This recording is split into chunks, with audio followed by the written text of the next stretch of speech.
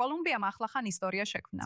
ეს გახდა პირველი ქვეყანა ლათინურ ამერიკაში, რომელმაც ოფიციალურად აკრძალა ქალთა გენიტალური დასახიჩრება. ეხლა კანონ პროექტი კოლუმბიის კონგრესმა ერთხმად მიიღო გასულ კვირას. ეს იყო ისტორიული მომენტი, რომელიც გამოწვეული იყო არა გარეზე წოლით, არამედ თავად იმ თემების ქალების მიერ, სადაც ეს პრაქტიკა ტარდება. კოლუმბიაში ქალთა გენიტალური დასახიჩრება ძირითადად ემბერა ინდიელთა თემში ტარდება და სწორედ ემბერა ქალებმა უხელმძღვანელეს კამპანიას მის დასასრულებლად. ერთ-ერთი აქტივისტი, რომლის საკუთარი ქალიშვილიც მხოლოდ 6 თვის ასაკში დაექვემდებარა ამ პროცედურას, წლები გაატარა ამ კანონისთვის ბრძოლაში. მას შემდეგ რაც ნახა, როგორ იღუპებოდნენ გოგონები მის თემში, იმ დაავადებით, რომელსაც უხუცესები წინაპართა ავადმყოფობას ეძახდნენ, თუმცა ახლა ის ფიქრობს, რომ ეს სიკვდილიანობა ქალთა გენიტალური დასახიჩრების გართულებებმა გამოიწვია. 2020 წლიდან ამ წლამდე კოლუმბიაში ოფიციალურად 240 შემთხვევა დაფიქსირდა. თუმცა მიიჩნევა, რომ ეს მხოლოდ აისბერგის წვერია. და ეხლა ჩვენთან ერთადაა დოქტორი კომფორტ მომო, MBA-ის ტიტულის მქონე ქალთა გენიტალური დასახიჩრების ექსპერტი და საზოგადოებრივი ჯანმრთელობის სპეციალისტი, რომელმაც 10 წვეულები გლები გაატარა ამ საკითხზე გლობალურად მუშაობაში. ასე რომ კომფორტ, როგორ შეაფასებდით, რამდენად მნიშვნელოვანია კოლუმბიის აკრძალვა? საღამოშიდობისა და მადლობა მოწვევისთვის, ძალიან მნიშვნელოვანია. ეს არის პირველი, როგორც სწორად აღნიშნეთ, პირველი მთელ ლათინურ ამერიკაში, რომელმაც მიიღო კონკრეტული და ყოვლისმომცველი კანონი ქალთა გენიტალური დასახიჩრების აკრძალვის შესახებ. ეს არის მნიშვნელოვანი ეტაპი და ჩვენ ყველა მივესალმებით ამას. და შეიძლება ვთქვა, პირველ რიგში მადლობა აქტივისტებს, გადარჩენილებს, მთავრობას და იმ ადამიანებს, რომლებმაც დაუღალავად იმუშავეს ამ აკრძალვის მისაღწევად. ძალიან მნიშვნელოვანი. მართალია. იცით, კანონი, რა თქმა უნდა, ერთი რამაა, მაგრამ მისი აღსრულება შორეულ, მჭიდროდ შეკრულ, ძირძველ თემებში, სადაც ეს საკითხი ღრმად დაფარულია, სრულიად სხვა რამეა. მაშ ესეთ გარემოში როგორ უნდა განახორციელოთ ესეთი აკრძალვა ისე, რომ არ დაანგრიოთ ნდობა, რომელიც ასევე აუცილებელია ამ გოგონების დასაცავად? დიახ, შემიძლია ვთქვა, რომ ნდობა, როგორც თქვენ თქვით, ძალიან მნიშვნელოვანია. ჩვენ გაერთიანებულ სამეფოში უკვე 40 წელზე მეტია მუშაობთ. საზოგადოების ინფორმირებულობის ამაღლება.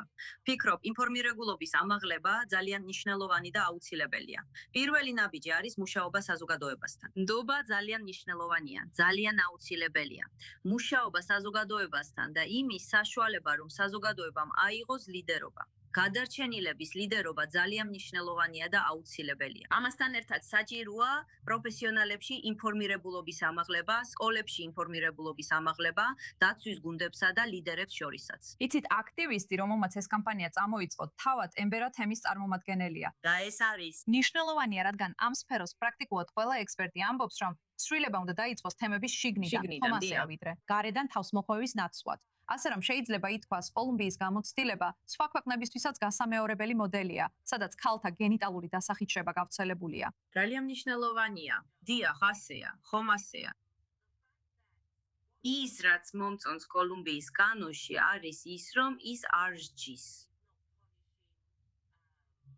სასჯელი გამორიცხულია. ეს სხვა ქვეყნებთან შედარებით არ არის ინკლუზიური. მაგალითად, დიდ ბრიტანეთში ცხადია, ეს დასჯადია და ასე შემდეგ. მაგრამ პირველი ნაბიჯი ცნობიერების ამაღლება, როგორც თქვი, საზოგადოებასთან მუშაობა, მათი ნდობის მოპოვება და შემდეგ კანონის გამოცდა გჭირდება. მნიშვნელოვანია კანონის გამოცდა. და როგორც სწორად თქვით, ჩვენ ემბერა თემს განვიხილავთ, რომელიც სოფლად მდებარეობს. როგორ მიდიხართ, როგორ მივწვდეთ ამ საზოგადოებას, როგორ ვიმუშაოთ მათთან ჭიდროდ, რომ შევცვალოთ დამოკიდებულება და აზროვნება. ჯანმრთელობის მსოფლიო ორგანიზაცია ამბობს, რომ დღეს ცოცხალი 230 მილიონი გოგონა და ქალი უკვე გადაუტანია ქალთა გენიტალური დასახიჩრება. და ეს რიცხვები იზრდება, არ მცირდება. ამას როგორ ხსნით?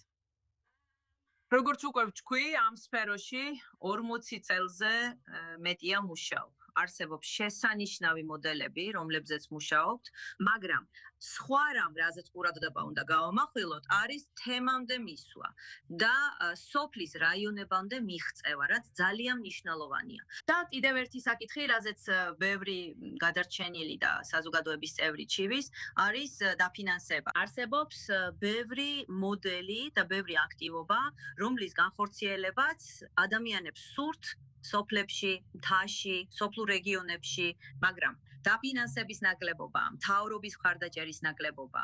კარგი, მინდა დიდი მადლობა გადაგიხადო კომფორტ, რომ შემოგვიერთდი. ძალიან საინტერესო იყო შენი მოსაზრების მოსმენა ამ საკითხზე. ცადიე ოლიმპიაში ეს აკრძალულა წინ გადადგმული საინტერესო ნაბიჯია, მაგრამ სამწუხაროდ კიდევ ბევრი სამუშაოა გასაკეთებელი. დიახ, ასეა. ჩვენ ყველა მივესალმებით ამას. და დიდი მადლობა, რომ ეს გააშუქეთ. მადლობა.